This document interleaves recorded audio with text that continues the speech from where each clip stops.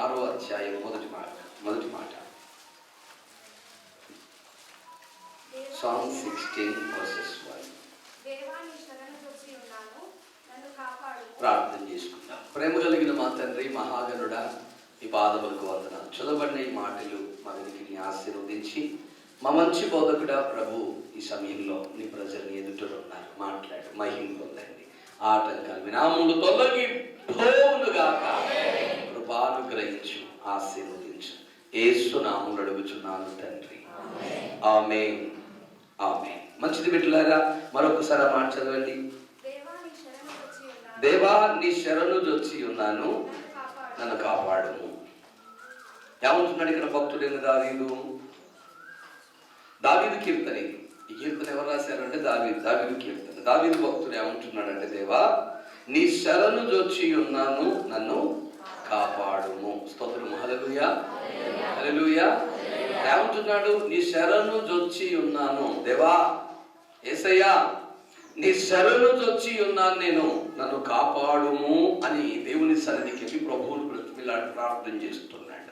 కింద ఏమంటాడు ఇంకా తెలుసా? నీవే ప్రభుడవు, నీకంటే క్షేమాధారమేది లేదని యెహోవాతో నేను మనవి చేయుదును అంటున్నాడు. స్తోత్రం చెప్పండి. నీకన్నా క్షేమాధారము ఏది లేదు.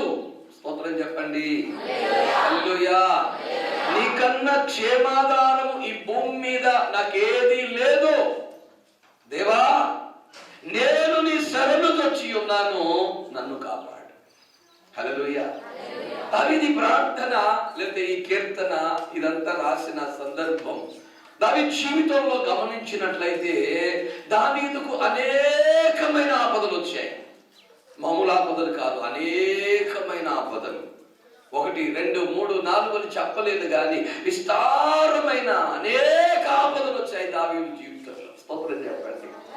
దావీదు తన ఆపదల్లో, తన సమస్యల్లో, తన బాధల్లో, తన బలహీనతల్లో, తన ఇబ్బందుల్లో, తన కలిగిన ఇరుకుల్లో, తాను అనుభవిస్తున్న శ్రమల మధ్య దేవుని సన్నిధికి వెళ్ళి అడుగుతున్నాడు దేవుణ్ణి, దేవా నీ శరణు జొచ్చి ఉన్నాను. హల్లెలూయా. ఎవరు నీ శరణు? శరణు శరణు మా దేవ యెహోవా, శరణు శరణు మా మహిమాన్విత చిరంజీవనివి, మహిమాన్విత చిరంజీవనివి.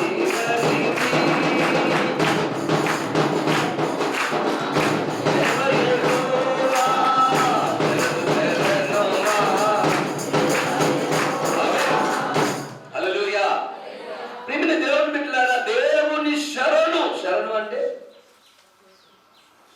హల్లెలూయా. శరణు అంటే శరణు అనే మాటకు అర్థం ఏంటి చెప్పండి? శరణు వేడితి, శరణు జొచ్చితి. స్తోత్రం చెప్పండి. శరణు అంటే ఆశ్రయము కోరి వచ్చాను నీ దగ్గరికి, లేకపోతే ఆపదలో నుండి నన్ను నువ్వు తప్పించు దేవుడవని నీ వద్దకు వచ్చాను. నిన్ను తప్పని ఎవరిని ఆశ్రయించలేను. ఇంకా చెప్పాలంటే నా ద్వారా, నా మూలంగా నన్ను నేను రక్షించుకోవడం నా వల్ల కావట్లేదయ్యా అని చెప్పి దేవుని సన్నిధికి వచ్చి చేతులెత్తడము. స్తోత్రం చెప్పండి.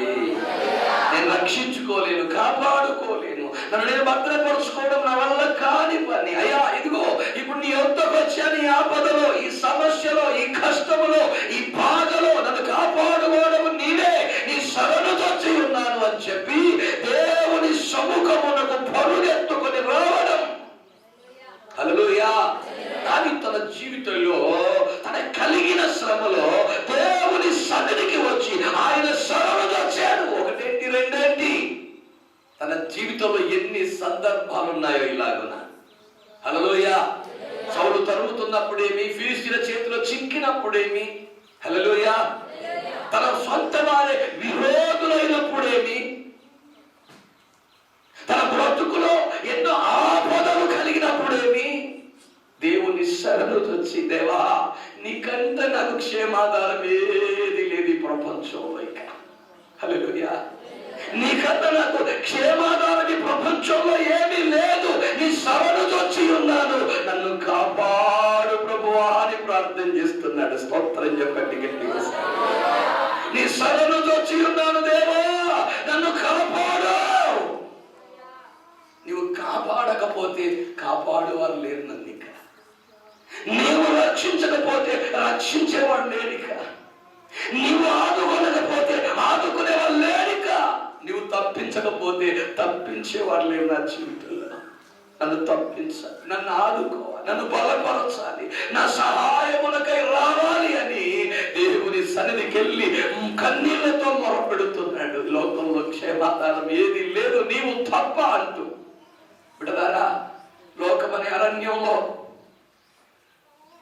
అనేక ఆపదల మధ్య ప్రయాణం చేస్తున్న మనందరికీ చల్లని ఆశ్రయం యేసయ్య రెక్కల నీడ. స్తోత్రం చెప్పండి. చల్లని ఆశ్రయం యేసయ్య రెక్కల నీడే. ఆయన సన్నిధిని శరణు వచ్చిన ఏ ఒక్కరిని ఆయన త్రోసివేయక కాపాడు దేవుడిగా ఉన్నాడు. హల్లెలూయా. అద్భుతమైన మాట చెప్తాడండి కీర్తనకారుడు. యెహోవా ఇల్లు కట్టించని ఎడల దాని కట్టువాని ప్రయాస వ్యర్థము. యెహోవా పట్టణమును కాపాడని ఎడల కావలి కాయువారు మేలుకొని ఉండుట వ్యర్థము. యెహోవా కాపాడని ఎడల, ఎక్కడ దేవుడు కాపాడకపోతే మనల్ని మనం కాపాడుకోవడం మన వల్ల కాని పని. హల్లెలూయా. అందుకనే ఒక మాట చెప్తున్నా, నీ బలం మీద ఆధారపడకు, జ్ఞానం మీద ఆధారపడకు, నీ శక్తి మీద ఆధారపడకు, నీ సామర్థ్యం మీద ఆధారపడకు, నీకున్నటువంటి ధనం మీద కానీ, లేకపోతే నీకున్న బంధు బలగం మీద కానీ, నీకున్న పరిచయాల మీద కానీ, నీకున్నటువంటి ఆ పరిస్థితుల మీద కానీ ఆధారపడకు. దేవుని మీద ఆధారపడు వాడిని నిశ్చయముగా దేవుడు కాపాడుతాడు. హల్లెలూయా. దేవుని మీద ఆధారపడు వాడిని దేవుడు నిశ్చయముగా కాపాడుతాడు. దేని మీద ఆధారపడద్దు. లోకములో ఉన్న ఏది నిన్ను రక్షించలేదు. రక్షించడానికి ఆస్తి అక్కలకు రాదు. ఈరోజు నువ్వు కాపాడబడాల్సింది దేవుని ద్వారా మాత్రమే. హల్లెలూయా. నిన్ను కాపాడువాడు దేవుడు మాత్రమే, ఎవ్వరూ కాపాడలేరు. ఎన్నో ఆపదలు ఉన్నాయి. స్తోత్రం చెప్పండి. ఎన్నో ఆపదలు. ఆపద అంటేనే చెప్పకుండా వచ్చేది. చెప్పి వచ్చేది ఏంటండి?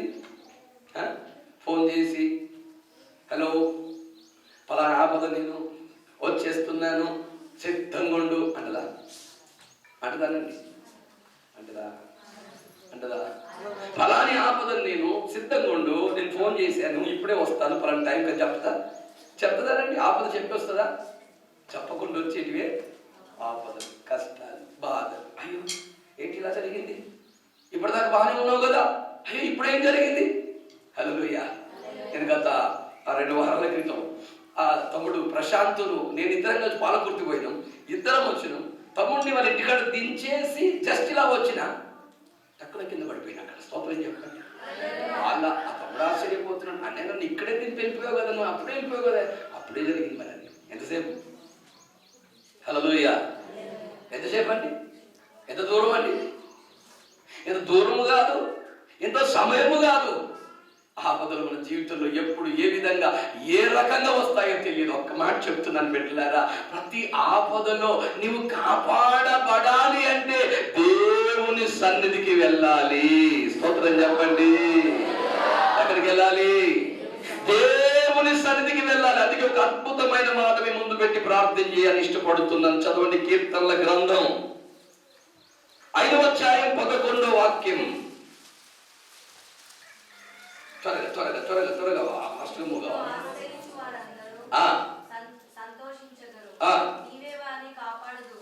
ఇక నిన్ను ఆశ్రయించు వారందరూ సంతోషించుదురు, నీవే వారిని కాపాడుదువు కనుక ఏం చేస్తారట? చెప్పాలి. వారు నీవే వారిని కాపాడుదువు గనుక. ఎంత చక్కని మాట ఉంది. మళ్ళీ చదువుబిడ్డ మాట. నిన్ను ఆశ్రయించు వారందరూ సంతోషిస్తారు. ఇదిగో నిన్ను ఆశ్రయించు వారందరూ సంతోషిస్తారు. చేస్తారు? నిన్ను ఆశ్రయించు వారందరూ ఏం చేస్తారు అంటే, వారు ఆశ్రయించినప్పుడు సంతోషంగా వస్తారా? ఆశ్రయించడానికి ముందు సంతోషంగా వస్తారు. అక్కడికి కష్టాల్లో వస్తారు, బాధల్లో వస్తారు, రోగాల్లో వస్తారు, వ్యాధుల్లో వస్తారు, అప్పుల్లో వస్తారు, ఆర్థిక సమస్యల్లో వస్తారు. నానా రకాల పరిస్థితులు వారిని తరుముతూ ఉండగా ఆ పరిస్థితుల మధ్య కొట్టుమిట్టాడుతూ దిక్కు లేక, అయ్యో ప్రభువా నువ్వే దిక్కు అని ఆయన్ను ఆశ్రయిస్తారట. స్తోత్రం చెప్పండి. అయితే నిన్ను ఆశ్రయించు వారందరూ ఏం చేస్తారు అని చెబుతున్నాడు అక్కడ, సంతోషించెదరు. స్తోత్రం చెప్పండి, చేతులెత్తి చెప్పండి. మంచి మాట చెబుతున్నాను, మీరు ఏ దుఃఖముతో దేవుని సన్నిధికి వచ్చారో మీ దుఃఖము సంతోషముగా మారునుగాక. మీ దుఃఖము సంతోషముగా మారునుగాక. మీ దుఃఖము సంతోషముగా మారునుగాక. మీ వ్యాధి ఆరోగ్యముగా మారునుగాక. మీ పరిస్థితులు సమస్తము సమసిపోయి ఒక సమాధానము కలుగునుగాక. ఆశ్రయించు వారందరూ సంతోషించుదురు అంటున్నారు. ఆశ్రయించేటప్పుడు సంతోషం ఉండదండి, ఆశ్రయించిన వారికి మాత్రమే సంతోషం ఉంటది. ఆశ్రయించినప్పుడు కష్టాలు, బాధలు, దుఃఖం, శ్రమ, వేదన, కానీ ఆశ్రయించిన తరువాత హల్లెలూయా. ఎందుకంటే నీవే వారిని కాపాడుదువు. నీవే నీవే నీవే అక్కడ ఏమన్నా పడింది? నీవే, నీవు కాక మరొకరు లేరు కాపాడగలిగిన వారు, నీవే వారిని కాపాడుదువు గనుక వారు ఆనందధ్వని చేసేదరు. నువ్వు వారిని కాపాడేదే. నువ్వెవరు అంటున్నాడు? ఎవరు అంటున్నాడండి? నీవే వారిని కాపాడు దేవుడవు, నువ్వు కాపాడే దేవుడవు, నువ్వు కరుణించే దేవుడు. హల్లెలూయా. ఒక అద్భుతమైన మాటని ముందు తీసుకొని వస్తాను. బైబిల్ చదవండి, బైబిల్ చదవండి. దినవృత్తాంతముల 2వ గ్రంథం 20వ అధ్యాయం. దినవృత్తాంతముల 2వ గ్రంథం 20వ అధ్యాయం. 2వ దినవృత్తాంతముల గ్రంథము 20వ అధ్యాయము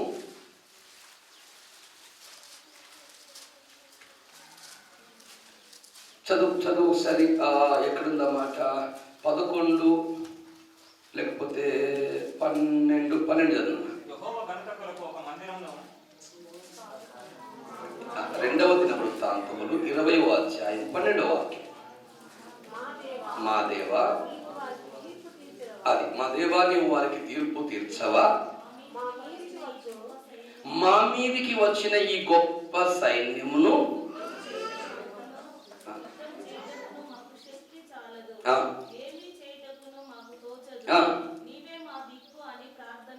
ఏమని ప్రార్థన చేశారు? యెహోషాపాతు రాజు మీదికి మోయాబీలు, అమ్మోనీలు, మోయోనీలు.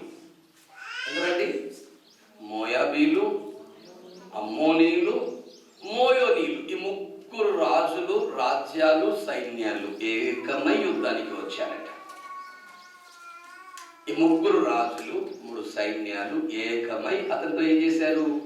యుద్ధానికి వచ్చారు. యుద్ధానికి వచ్చారు. దేనికి వచ్చారండి? యుద్ధానికి వచ్చారు. అలా యుద్ధానికి వచ్చినటువంటి ఆ ముగ్గురితో యుద్ధానికి వెళ్ళడానికి యెహోషాపాతు రాజుకు ధైర్యము చాలట్లా. ఏం చాలట్లా? ఎందుకంటే ఆ సైన్యాలు ఏంటి? 3 సైన్యాలు, 3 రాజులు. స్తోత్రం చెప్పండి, చెప్పండి గట్టిగా ఒకసారి చెప్పండి. 3 సైన్యాలు, 3 రాజులు. ఆ ముగ్గురిని ఎదుర్కొనే శక్తి గాని, బలము గాని, సామర్థ్యము గాని యెహోషాపాతు రాజుకు లేదు. యుద్ధము చేయడానికి శక్తి లేనివాడై, బలము లేనివాడై, యుద్ధము చేయ సామర్థ్యము లేనివాడై,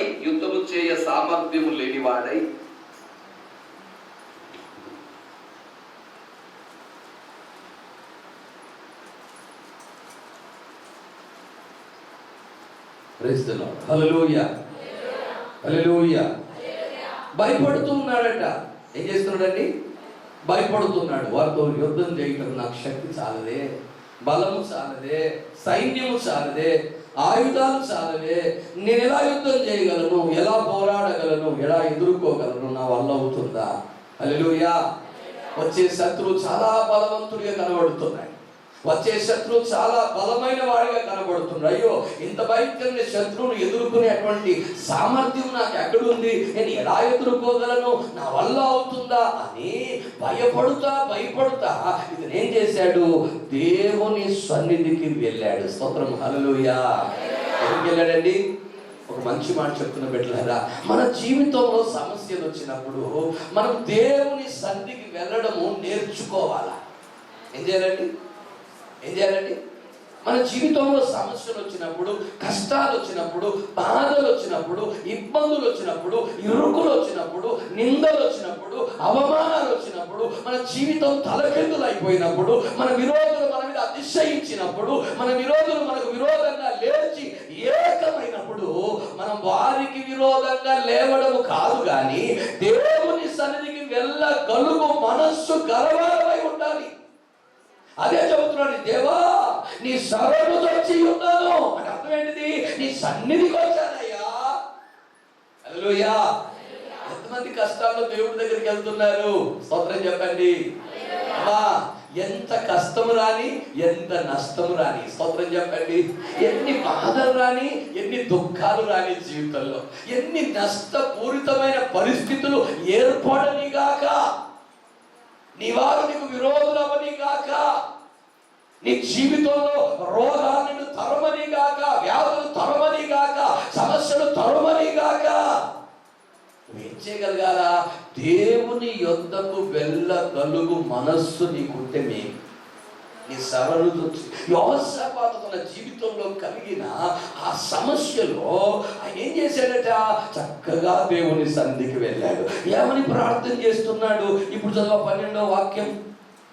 మా దేవా, నీవు వారికి తీర్పు తీర్చవా? మా మీదికి వచ్చు ఈ గొప్ప సైన్యముతో యుద్ధము చేయుటకు మాకు శక్తి చాలదు, ఏమి చేయుటకును మాకు తోచదు, నీవే మా దిక్కు అని ప్రార్థన చేశాను. మా మీదికి వచ్చిన ఈ సైన్యముతో యుద్ధం చేయుటకు మాకు శక్తి, చెప్పండి ఏం చెప్తాను? నా శక్తి ఎంత ఉంది, బలం ఎంత ఉంది, ఆయుధం ఎంత ఉంది, ఆయుధ బలం ఎంత, రౌతు బలం ఎంత చూసుకుంటాను. ఇవన్నీ కూడా లేదు. ఏమి మా శక్తి చాలు, మా వల్ల కాదు, మేము యుద్ధం చేయలేము. హల్లెలూయా. పెట్టారు ఒకసారి మన ఎదుట నిలబడ్డ వారు మనకంటే బలవంతులు ఎదుగుతారు. హల్లెలూయా. సమస్య బలంగా ఉండిపోద్దా, ఆ ఇబ్బందులు చాలా బలంగా ఉండిపోతాయి. బలంగా అంటే మామూలు కాదు, చాలా ఎత్తుగా, చాలా బలం. జెరుబ్బాబెలు తన ముందున్న పర్వతాన్ని చూసి భయపడుతూ ఉన్నాడట. జెరుబ్బాబెలు తన ఎదుటనున్న పర్వతాన్ని చూసి భయపడు, అమ్మో ఇంత పర్వతమే, ఇది ఎలా వెళ్ళిపోతుంది? హల్లెలూయా. నా శక్తి సరిపోదే, నా బలము సరిపోదే, నా సామర్థ్యము సరిపోదే. ఈ పర్వతాన్ని తీయాలి అంటే నా వల్ల అవుతుందా? ఈ సమస్య తొలగిపోవాలంటే నా వల్ల అవుతుందా? ఈ కష్టాలు తీరాలంటే నా వల్ల అవుతుందా? అప్పుడు వాక్కు, దేవుని వాక్కు వచ్చి ఏముంటుంది? ఓ గొప్ప పర్వతమా, జెరుబ్బాబెలును అడ్డగించుటకు నీవు ఏ పాటి దానవు? స్తోత్రం చెప్పండి. హల్లెలూయా. జెరుబ్బాబెలు, ఓ ఇంత గొప్ప పర్వతమే, దేవుని సన్నిధికి వస్తే ఆయన సన్నిధిని పర్వతములు మైనము వలె కరిగిపోతాయి. చప్పట్లు కొట్టండి. దేవుడు ఎలా ఆయన సన్నిధికి కనుక వచ్చినట్లయితే ఆయన సన్నిధిని పర్వతాలు మైనము వలె కరిగిపోతాయి. ఒక సమస్యను దేవుని సన్నిధికి తీసుకురా, ఒక సమస్యను దేవుని పాదాల చెంత పెట్టు. ఎక్కడండి? ఆయన పాదాల చెంత పెట్టాలి. మన సమస్యలు తీసుకొచ్చి ఏం చేయాలి? ఆ పంపిన లెటర్ తీసుకొని వెళ్ళి దేవుని పాద సన్నిధిలో పరిచి, అయ్యా రబ్షకే వేస్తున్న కేకలు విను అని ప్రార్థన చేశాడు రాజు. సమస్యలు ఉన్నాయి కాదనట్లా, వాటిని మోసుకొని ఎక్కడికి రండి? లోకంలో తిరిగితే సమస్యలు తీరుతాయా? చెప్పండి. మీ అప్పులు తీరుతాయా? మీ కుటుంబ పరిస్థితులు మారుతాయా? మారని భర్తలు మారుతారా? త్రాగుబోతు భర్తలు మారుతారా? ఆలోచించండి ఒకసారి. లోకంలోకి వెళ్తే ఎలా మారుతుంది, జీవితంలో పరిస్థితులు ఎలా ఎలా తొలగిపోతాయి. లోకంలోకి వెళ్ళకండి, సమస్య తీసుకొని దేవుని యొద్దకు రావడానికి ప్రయత్నపడండి. హల్లెలూయా. దేవుని సన్నిధికి వచ్చి ప్రార్థన చేస్తుంది. గొప్ప సైన్యంతో యుద్ధం చేయటకు మాకు శక్తి చాలు, ఏమీ చేయటకు మాకు తోచదు, మాకు ఏ దిక్కు లేదు అన్నాడు ఆయన. ఏమన్నాడండి? హల్లెలూయా. మాకు ఏ దిక్కు లేదు, ఎక్కడికి వెళ్ళలేము, ఇక ఏమీ చేయలేము, ఇక మా వల్ల కాదు, మేము చేయలేము అంటూ దేవుని సన్నిధికి వెళ్ళి ప్రార్థన చేస్తున్న యెహోషాపాతు దీన మనస్సు గలవాడే. నేను రాజును కదా, వీరత్వాన్ని చూపుతానల్లా. ప్రభు దగ్గరికి వెళ్ళి ఏమీ చేయుటకు నాకు తోచట్లేదయ్యా, ఏం అర్థం కావట్లేదయ్యా, చాలా చిక్కుల్లో పడ్డానయ్యా, చాలా సమస్యల్లో పడ్డానయ్యా, నాకేం అర్థం కావట్లేదు ప్రభా, ఏం తోచట్లేదు ప్రభా, ఎంత శక్తి సరిపోదు, బలం సరిపోదయ్యా, నేనేం చేయాలో నాకు అర్థం కావట్లేదు అని దేవుడి దగ్గరికి వెళ్ళి ప్రార్థన చేస్తున్నాడు. చిన్న పిల్లాడిలాగా చెప్పుకుంటున్నాడు తన బాధ. ఎవరైనా దేశానికి రాజు, కానీ ప్రభు దగ్గరికి ఎలా చెప్పుకుంటాను సమస్యని? చెప్పండి బ్రదర్, ఎలా చెప్పుకుంటాడు? ఒక చిన్న పిల్లాడు చెప్పుకున్నట్టుగా చెప్పుకుంటాడు. ఎంతమంది చెప్పుకుంటారని దేవుడి దగ్గరికి తమ సమస్యలు? చిన్న పిల్లలు చెప్పినట్టుగా చెప్పాలి దేవుడికి. ఆ చిన్న పిల్లల మనస్సు కావాలి. ఇప్పుడు మనకి ఏ మనస్సు కావాలి? చిన్న పిల్లాన్ని ఎవరైనా కొట్టారనుకో బయట, వాడు ఏం చేస్తారు? వాళ్ళ డాడీ దగ్గరికి వచ్చి ఏం చేస్తాడు? చెప్తే మా డాడీ ఏమనుకుంటాడు? ఏమని అనుకుంటాడా? అటు మహా కోపంతో వచ్చేస్తాడు, వచ్చి డాడీ డాడీ నన్ను కొట్టాడు చూపురా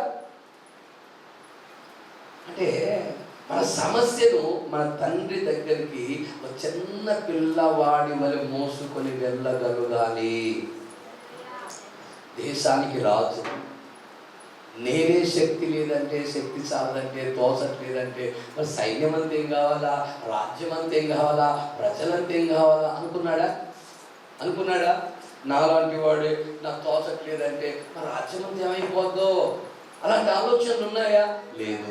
ఏమీ చేయుటకు నాకు తోచదు ప్రభు అని ఒక దీన మనస్సు గలవాడై, ఒక చిన్న పిల్లాడిలాగా తగ్గింపు మనస్సుతో దేవుని సన్నిధిని కూర్చొని మొరపెడుతూ ఉన్నాడు దేవుడికి. స్తోత్రం, హల్లెలూయా. నీకు మంచి మాట చెప్తున్నా, ఎప్పుడైతే దేవుడికి అలాగున యెహోషాపాతు మొర్ర పెట్టాడో, ప్రభు చెప్పిన మాట ఏంటో తెలుసా? ఇక మీదట మీరు యుద్ధము చేయాల్సిన పని లేదు. ఏమన్నాడు దేవుడు? మీరు యుద్ధము చేయవలసిన పని. ఆ మాట చదవండి, ఎక్కడుందన్నమాట? ఆ 17వ వాక్యం. ఈ యుద్ధములో మీరు పోట్లాడవలసిన నిమిత్తము లేదు. యూదా వారలారా, యెరూషలేము వారలారా, మీరు యుద్ధ భక్తులు తీర్చి నిలువబడుడి. మీతో కూడా నున్న యెహోవా దయచేయు రక్షణ మీరు చూచెదరు. భయపడకుడి, జడియకుడి, రేపు వారి మీదికి పోవుడి, యెహోవా మీతో కూడా ఉండును. స్తోత్రం చెప్పండి. యెహోవా మీతో కూడా ఉండును. భయపడద్దు, జడియద్దు, రేపు లేవండి, వారి మీదికి పోండి, యుద్ధం చేయాల్సిన పని లేదు మీరు అన్నాడు దేవుడు. ఏమన్నాడు? చెప్పండి. యుద్ధం చేయాల్సిన పని ఉందన్నాడా? ఒక మాట చెప్తున్న బిడ్డలారా, ఈరోజు దేవుడు మీతో మాట్లాడుతున్నాడు. మీరు యుద్ధము చేయవలసిన పని లేదు. హల్లెలూయా. మీ యుద్ధములు దేవుడే చేయునుగాక. మీ యుద్ధములు దేవుడే చేయునుగాక. మీ యుద్ధములు దేవుడు ముందుండి జరిగించునుగాక. యుద్ధం చేయాల్సిన పని లేదు. మరేం చేయాలి ప్రభువా? మీరేం చేయాలి అంటే, యాజకులను ముందు పెట్టి స్తుతి స్తోత్రాలు చెబుతూ, పాటలు పాడుతూ ఆ యుద్ధంలో సైన్యం మీదకి వెళ్ళండి. పాటలు పాడుతా, స్తుతిస్తా, స్తోత్రిస్తా, ఆరాధిస్తా, అలా యుద్ధంలో ఆ సైన్యం మీదకి వెళ్ళిపోయారు. వీళ్ళు వెళ్ళిపోయే వరకు ఏం జరిగింది తెలుసా? వాళ్ళందరూ ఒకరిని ఒకరు పొడుచుకొని చచ్చిపోయి ఉన్నారు. దేవుడు మాటుగాళ్ళను పెట్టి వాళ్ళందరినీ చంపేశాడు. వీళ్ళు వేసిన సైన్యంలో ఒక్కడు బ్రతికిలేడు, అందరూ చచ్చిపోయి ఉన్నారు. హల్లెలూయా. ఒక్కడు బ్రతికిలేడు, అందరూ ఏమైపోయారు? వీళ్ళు ఏమనుకున్నారు? పాటలు పాడుకుంటూ పోతే ఏమవుతుంది? గెలుస్తామా? ఎలా ఉంటుంది యుద్ధం? మీరు పోయి చూసి యుద్ధం చేయాల్సిన పని లేదు. పోయేసరికి అతను ఏం చేసింది? చచ్చూరుకున్నారు.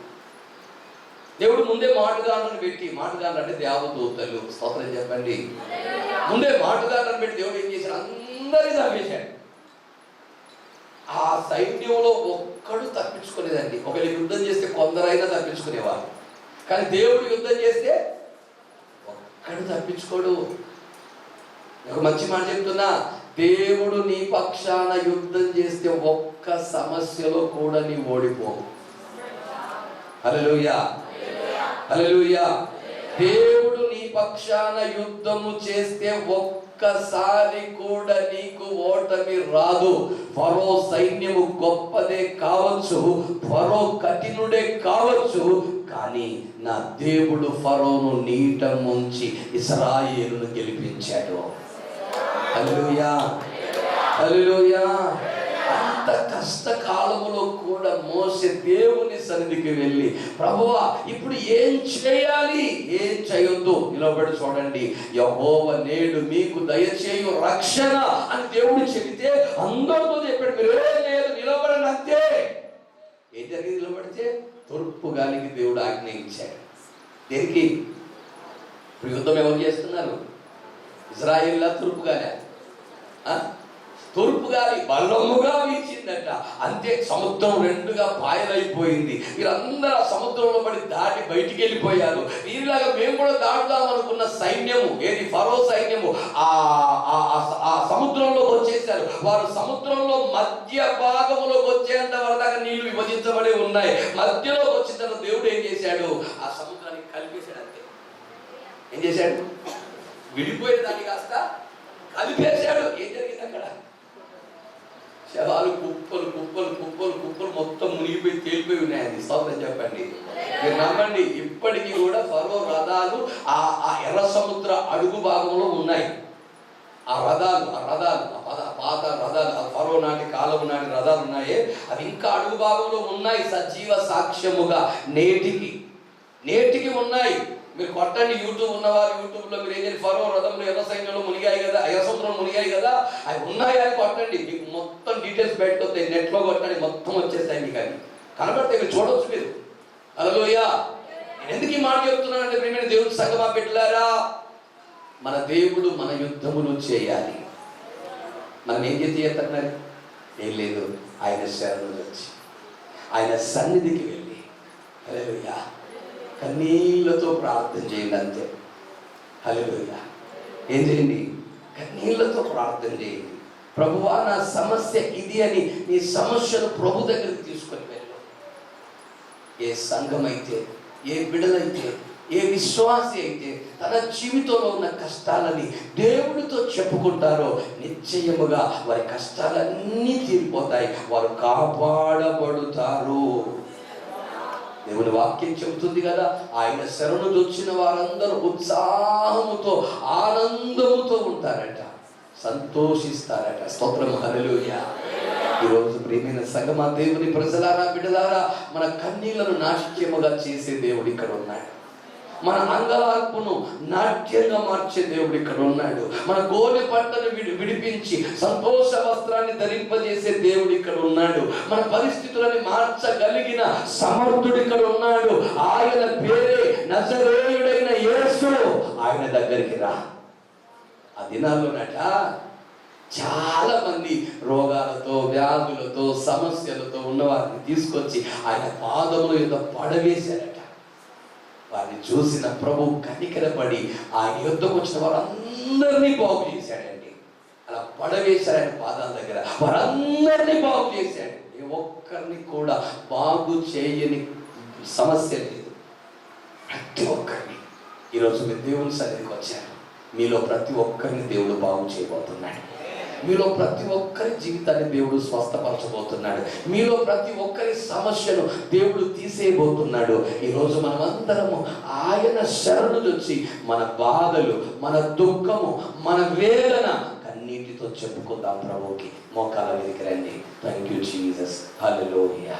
అందరూ మోకాల మీదకి రండి. కన్నీళ్లతో నీ బాధలు చెప్పుకో దేవుడికి. 2 నిమిషాలు నోరు తెరవండి. కన్నీళ్లతో చెప్పుకోండి, నీ బాధను చెప్పుకో, నీ కన్నీళ్లు చెప్పుకో, నీ దుఃఖాన్ని చెప్పుకో, నీ వేదన చెప్పుకో, నీ అంతరంగంలో కూడు కట్టుకున్న బాధ అంతటిని ప్రభుతో చెప్పి రోజు ఒక మంచి అవకాశం. ప్రభు నీ ప్రార్థన వింటానంటున్నాడు, నీ మొర ఆలకిస్తానంటున్నాడు, నీ పక్షాన యుద్ధం చేస్తానంటున్నాడు, నువ్వు యుద్ధం చేయాల్సిన పనే లేదంటున్నాడు. నేనే నిన్ను కాపాడుతానని మాట ఇస్తున్నాడు. నిన్ను కాపాడువాడు కొనకడు నిద్రపోడు అని మాట ఇస్తున్నాడు ఆయన. రా దేవుని సన్నిధికి యథార్థముగా మొరపెట్ట ప్రారంభించు. నీ కన్నీళ్లను, నీ దుఃఖాన్ని, నీ వేదనను ప్రభుతో చెప్పుకో, చెప్పుకో, చెప్పుకో, చెప్పుకో. యేసయ్యకు స్తోత్రం, స్తోత్రం, స్తోత్రం, స్తోత్రం, స్తోత్రం. నోరు తెరవాలి, చెప్పాలి, బాధను చెప్పుకో, నీ కన్నీళ్లను చెప్పుకో. చెప్పుకుంటున్నాయా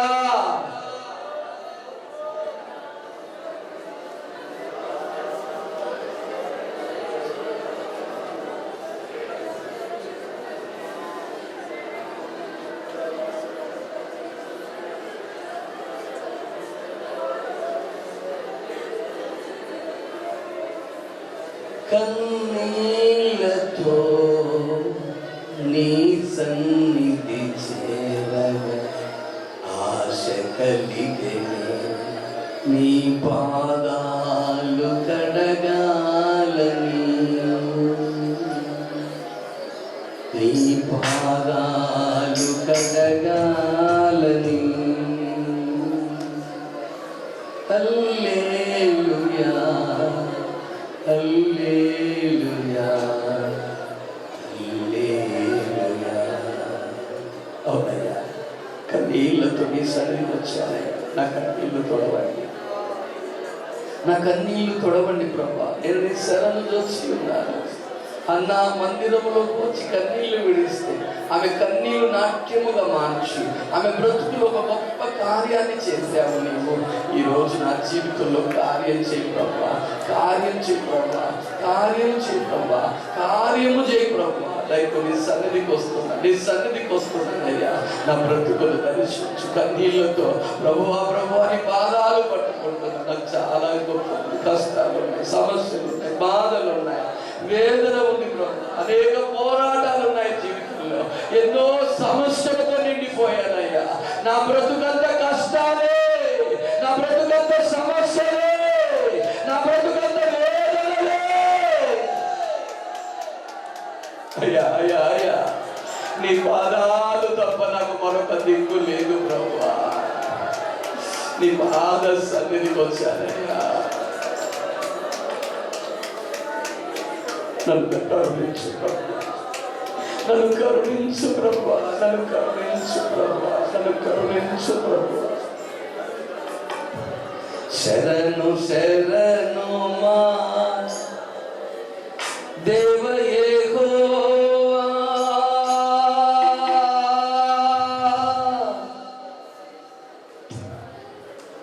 శరణు శరణు మా దేవ యెహోవా,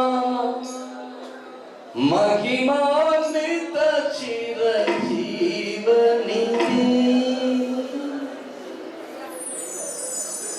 మహిమాన్విత చిరంజీవనిధి. శరణు శరణు మా దేవ యెహోవా, శరణు శరణు మా మహిమాన్విత చిరంజీవనిధి.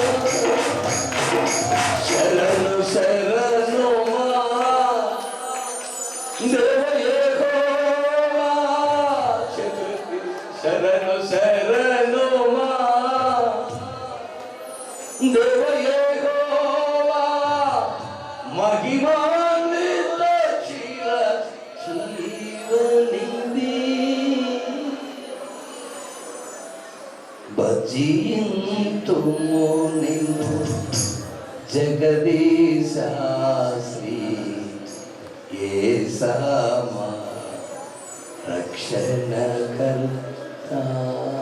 యేసా, నీవే మా రక్షణ కాదు, నీకంటే క్షేమాధారం ఏది లేదు ప్రభా. నీ శరణు దొచ్చి ఉన్నాను, నన్ను కాపాడు.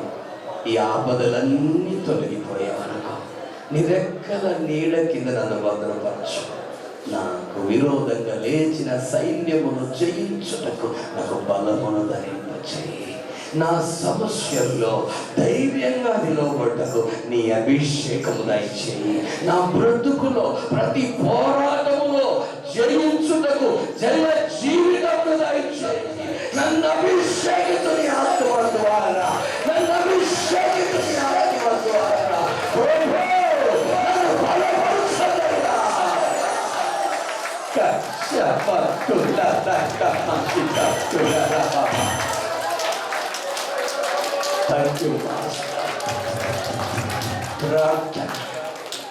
ప్రభాస్వరూపి, నీ శరణు నుంచి ఉన్నాను, మమ్మల్ని కాపాడండి. ఎన్నో సమస్యలు ఉన్నాయి, అన్నిటిని కలిగి నీ సన్నిధికి వచ్చి ఉన్నా ప్రతి బిడ్డ జీవితంలో సంతోషమును దయచేయి.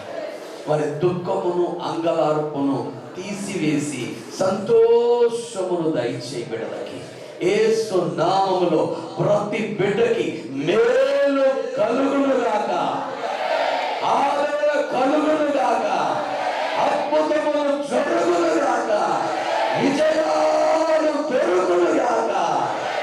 ప్రతి వ్యాధి యేసు నామములో ఇప్పుడే క్షణమే తొలగిపోవునుగా. బిడ్డలందరినీ ధైర్యపరచి, బలపరచి, ఆదరించి, నడిపించి, కాపాడుమని ప్రార్థన చేస్తూ బిడ్డలు మీ చేతికి అప్పగిస్తూ యేసు నామములో అడుగుచున్నాను తండ్రి. ఆమేన్.